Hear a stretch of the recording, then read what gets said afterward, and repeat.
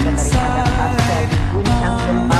Pemirsa, kebakaran hebat landa hutan dan lahan. Hujan dengan intensitas tinggi kembali mengguyur kota Padang, Sumatera Barat pada Senin petang. Tribuners Gunung Merapi di Provinsi Sumatera Barat kembali mengalami erupsi. Pemirsa, tepat 19 tahun lalu, pada Minggu pagi 26 Desember 2004, gelombang tsunami besar menghancurkan hampir semua bangunan yang ada di pesisir pantai barat Provinsi Aceh.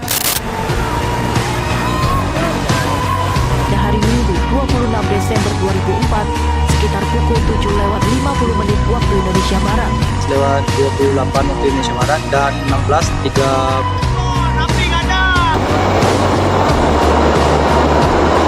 Beginilah kondisi di daerah Buok, Kelurahan Bunga.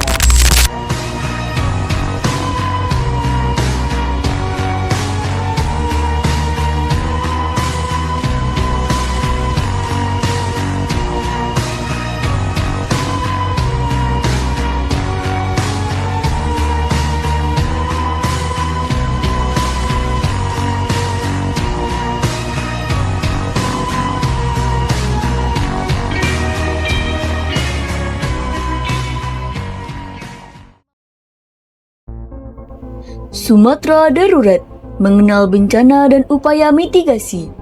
Indonesia merupakan salah satu negara dengan resiko bencana alam tertinggi di dunia. Pulau Sumatera yang terkenal di jalur cincin api Pasifik menjadi wilayah yang sangat rawan terhadap berbagai jenis bencana, mulai dari banjir,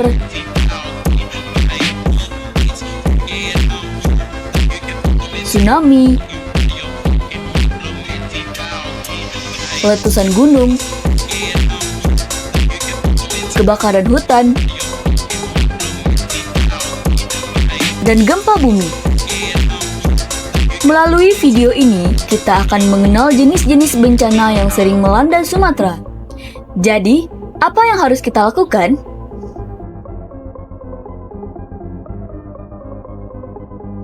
Teknik mind mapping. Dengan teknik mind mapping, kita dapat melihat gambaran bencana di Sumatera secara menyeluruh. Beberapa bencana utama yang sering terjadi antara lain gempa bumi, tsunami, letusan gunung api, banjir, serta kebakaran hutan dan lahan. Gempa bumi terjadi akibat pergerakan lempeng tektonik. Tsunami dapat menyusul gempa yang berpusat di laut. Letusan gunung api dipicu aktivitas vulkanik yang tinggi. Sementara, banjir dan kebakaran hutan sering dipengaruhi oleh faktor alam dan aktivitas manusia. Semua bencana ini saling berkaitan dan berdampak besar bagi kehidupan masyarakat. Teknik brainstorming. Pada tahap ini, semua ide dikumpulkan.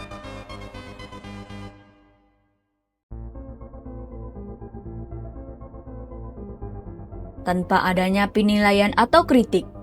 Mengapa Sumatera rawan bencana alam?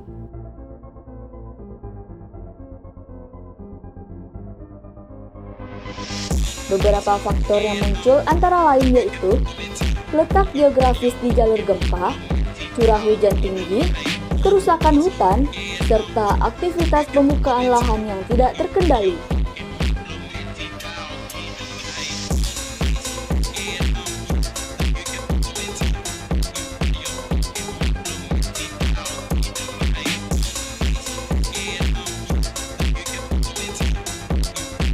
Dari banyaknya ide ini, kita dapat melihat bahwa bencana tidak hanya disebabkan oleh alam, tetapi juga ulah manusia. Analisis SWOT. Selanjutnya, kita menganalisis produksi video ini menggunakan metode SWOT. Dari sisi kekuatan, Indonesia memiliki data kebencanaan yang cukup lengkap, serta lembaga penanggulangan bencana yang aktif. Namun, kelemahannya adalah masih kurangnya edukasi masyarakat dan sulitnya akses ke daerah terpencil.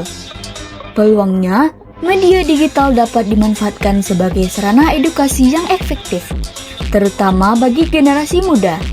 Sementara itu, ancaman datang dari perubahan iklim dan perubahan lahan ilegal yang meningkatkan risiko bencana di masa depan.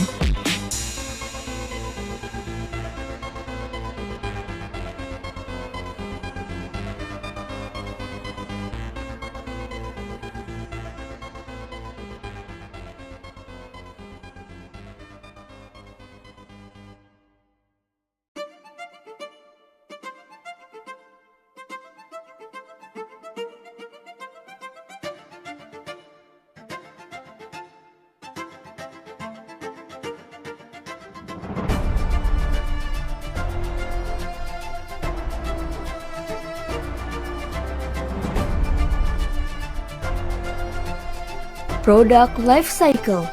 Pembuatan video infografis ini melalui beberapa tahap. Pada tahap praproduksi, dilakukan riset bencana di Sumatera, penulisan naskah, dan pembuatan storyboard.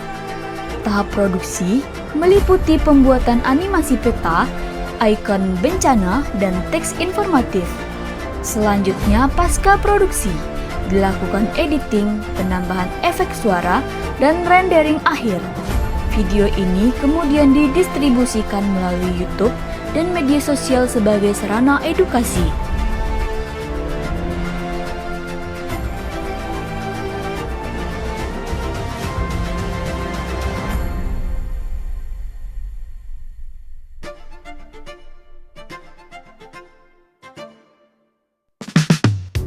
Integrasi dan solusi. Tingginya frekuensi bencana di Sumatera merupakan masalah serius. Setelah dianalisis, penyebabnya berasal dari faktor alam dan aktivitas manusia. Solusi yang dapat dilakukan adalah meningkatkan edukasi kebencanaan, memperkuat mitigasi, serta membangun kesiapsiagaan masyarakat agar dampak bencana dapat diminimalkan.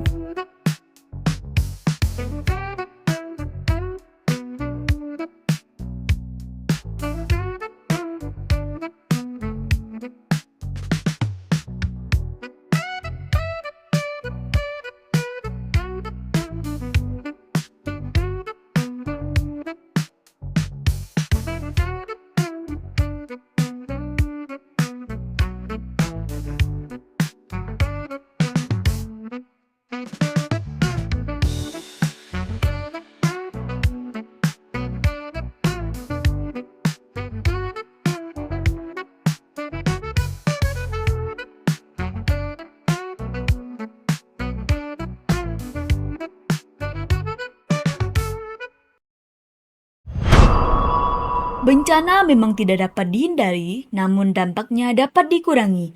Dengan pengetahuan, kesiapsiagaan, dan kepedulian bersama, kita dapat melindungi diri dan lingkungan sekitar. Mari bersama meningkatkan kesadaran akan pentingnya mitigasi bencana demi Sumatera yang lebih aman dan tangguh.